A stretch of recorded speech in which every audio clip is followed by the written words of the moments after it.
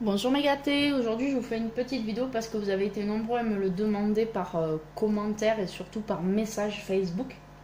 Alors je vous remercie d'abord de votre sollicitude et de toutes les personnes qui me contactent sur mon profil Facebook.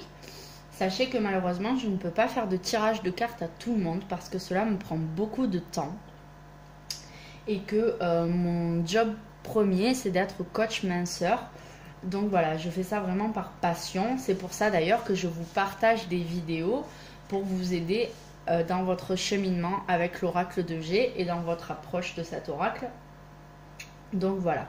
Vous m'avez demandé quelles étaient ma façon ou mes façons de me protéger lorsque je faisais des oracles et comment contacter les anges parce que certaines personnes m'ont dit, voilà, on m'a dit qu'il fallait que je contacte des anges, que je leur demande leur protection, etc., etc.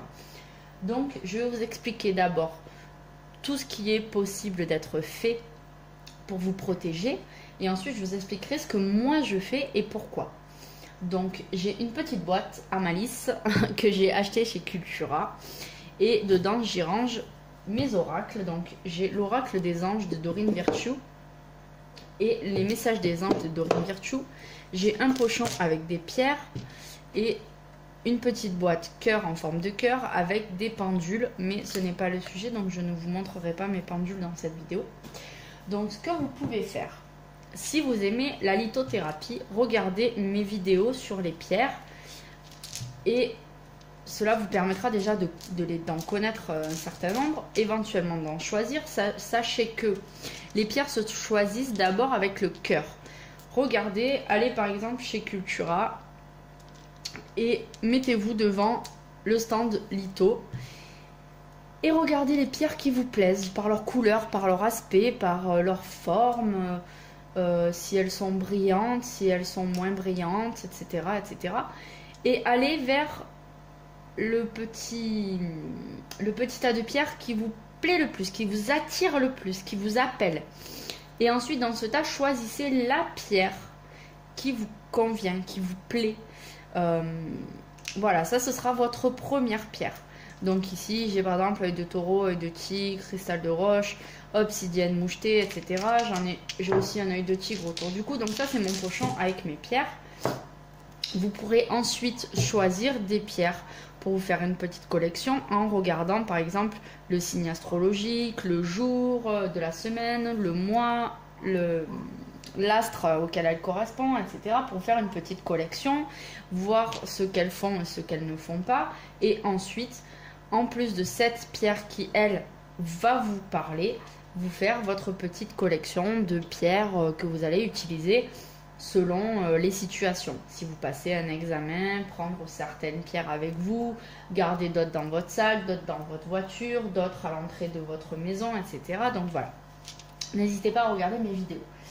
Ensuite, nous allons avoir aussi l'encens. Alors moi j'utilise celui-ci que j'achète également chez Cultura. Je dois le payer moins de 3 € et je pense peut-être même moins de 2 €. Donc c'est du Nag Champa.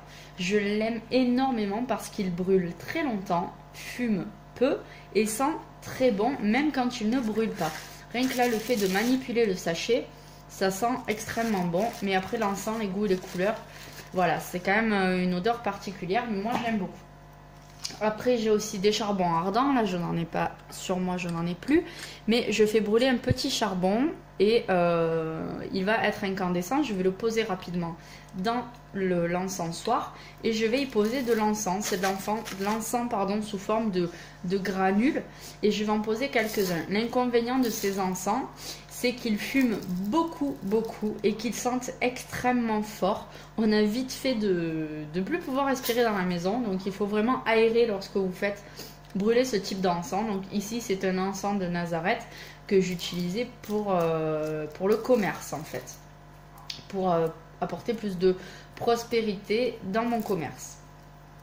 Et ensuite, j'ai par exemple aussi de l'encens conique qui m'a été offert, qui arrive directement de Thaïlande, mais là c'est vraiment plus pour désodoriser la maison et apporter cette petite odeur d'encens que j'aime beaucoup. Donc voilà, vous pouvez aussi, j'en ai pas là, mais faire brûler une bougie, allumer une bougie à la cire d'abeille si vous préférez, ce qui est plus naturel on va dire, même si je suis contre parce que vous savez que je n'utilise aucun produit d'origine animale. Vous pouvez utiliser une bougie industrielle, une bougie blanche, une bougie violette, peu importe, utilisez une bougie qui vous parle, que vous avez envie d'allumer surtout. Et ensuite, pour ce qui est de contacter les anges, si vous désirez contacter les anges, alors je dis bien si vous désirez et pas il faut contacter les anges. Je vous expliquerai pourquoi après. Donc si vous voulez contacter les anges et que vous ne les connaissez pas, vous avez les oracles. Donc il y a l'oracle des anges de Dorine Virtue. Là, ça va plus être une aide pour la journée ou pour les jours à venir, pour savoir quel est le message que les anges ou les archanges ou les défunts veulent vous transmettre pour vous aider à relever la tête, par exemple, si vous n'avez pas trop le moral. Donc c'est un jeu qui est très joli. Vous allez mélanger, étaler et tirer des cartes. Vous avez donc dans le petit livret des explications. Mais par exemple, si vous n'avez pas trop la forme, vous êtes un peu déprimé, vous pouvez tirer 3 cartes au hasard et lire le message. Donc ici, par exemple, remarquez les signes. Donc on me dit que on m'envoie des signes et qu'il faudrait que je sois plus attentive pour les regarder. Donc on m'explique que par exemple, cela peut être sous forme de plumes, de pièces de monnaie, de petits objets sur votre route pour vous rappeler que l'amour vous entoure et que vous n'êtes jamais seul. Ça c'est très important, vous n'êtes jamais seul. Vous allez comprendre après. Si ensuite je tire une autre carte, je vais voir que on me conseille de changer de direction. Les changements que vous suivez sont divinement orchestrés par votre toute nouvelle volonté d'ouvrir votre cœur à l'amour et à nos conseils. À partir de maintenant, vous êtes protégé et vous pouvez suivre votre voie vers les heureuses conséquences de vos désirs.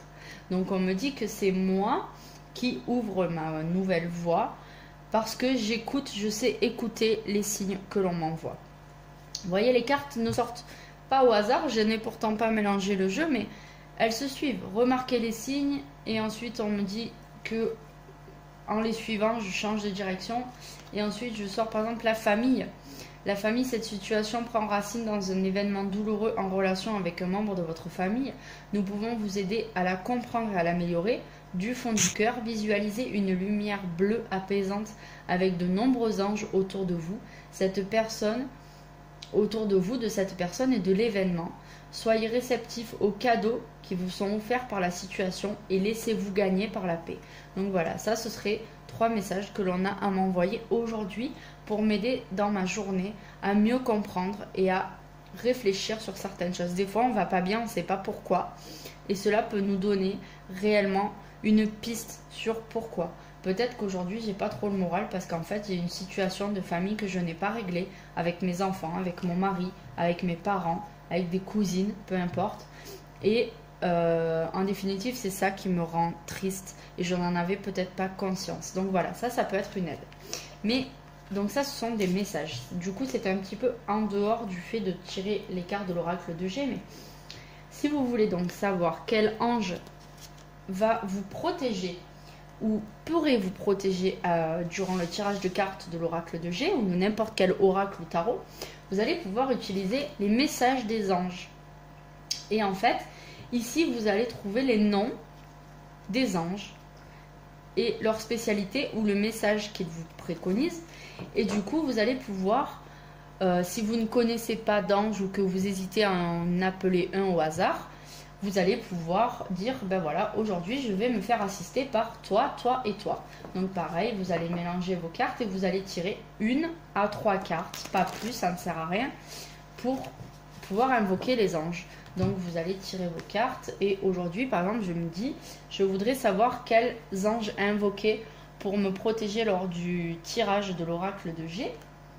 Et je vais sortir l'archange Raphaël, mon ami, Serena et, soyons fous, Océane. Donc Raphaël me dit qu'il m'aide à guérir de mes souffrances physiques. Je suis un guérisseur comme lui. Serena me dit qu'elle est l'ange de l'abondance et que je vais recevoir de l'argent dont j'ai besoin et Dieu s'en charge, que j'ai confiance en eux. Et Océane me dit agissez, vous savez ce qui est juste pour vous dans cette situation et vous devez vous affirmer et croire en vous. Donc en fait ces petites phrases sont là aussi pour vous aider parce que vous pouvez tirer les messages des anges un peu comme la même façon dont vous allez tirer l'oracle de G pour avoir des réponses. Donc voilà, mais du coup nous ce qui nous intéresse c'est vraiment les noms. Donc aujourd'hui je vais invoquer l'archange Raphaël, Serena et Océane pour le tirage de ces cartes. Donc je vais les invoquer 3 fois chacun. Donc je vais appeler l'archange Raphaël 3 fois, Serena 3 fois et Océane 3 fois. Et je sais qu'ils seront là auprès de moi lors du tirage. Mais sachez que, voilà, moi, qu'est-ce que je fais? Ben, je ne fais rien. Je n'invoque personne. Parce que les anges, les archanges, les guides spirituels sont toujours auprès de nous. À moins que vous ayez vexé vraiment très fort l'un de vos guides spirituels, ils sont toujours auprès de vous. Alors pour les petits curieux qui voudraient savoir comment vexer un guide spirituel, ben c'est tout simplement en l'insultant. Si vous dites ouais toi mon guide tu es bon à rien, il m'arrive que des choses négatives en ce moment dans ma vie, tu n'es qu'un bon à rien, je n'ai plus envie que tu m'assistes, vous êtes sûr qu'il va être vexé. Il continuera à veiller sur vous, mais ne sera plus là pour vous épauler. Donc c'est très dommage d'en venir à ce point. Mais sachez que les anges, les archanges, vos guides sont toujours là auprès de vous. Donc rien ne sert de les invoquer, puisqu'ils sont là. Maintenant, comme je vous dis, je ne fais rien. Pourquoi? Parce que tout simplement, c'est la force de l'intention qui prime. Mais sachez une chose, c'est que si vous ressentez le besoin d'allumer une bougie, d'invoquer des anges ou des archanges, d'utiliser des pierres près de votre jeu, un encens, ou tout ça à la fois, faites-le. Parce que c'est ce que vous avez comme ressenti, et il faut écouter son ressenti, c'est qu'au fond de vous, vous avez l'impression que sans ça, il va vous arriver quelque chose, donc faites-le. Sachez que cette sensation-là, elle est provoquée par votre ego. C'est-à-dire, vous savez, c'est la petite voix qu'on a dans sa tête quand on ne parle pas. C'est quand vous êtes en train de regarder une émission de télé et que dans votre tête, vous rigolez, vous dites « Ah là là, regarde-moi ce bonnet » ou « Ouh là là, elle est habillée un peu sexy ». Voilà, ça c'est la petite voix de votre tête, c'est vous-même, c'est votre ego.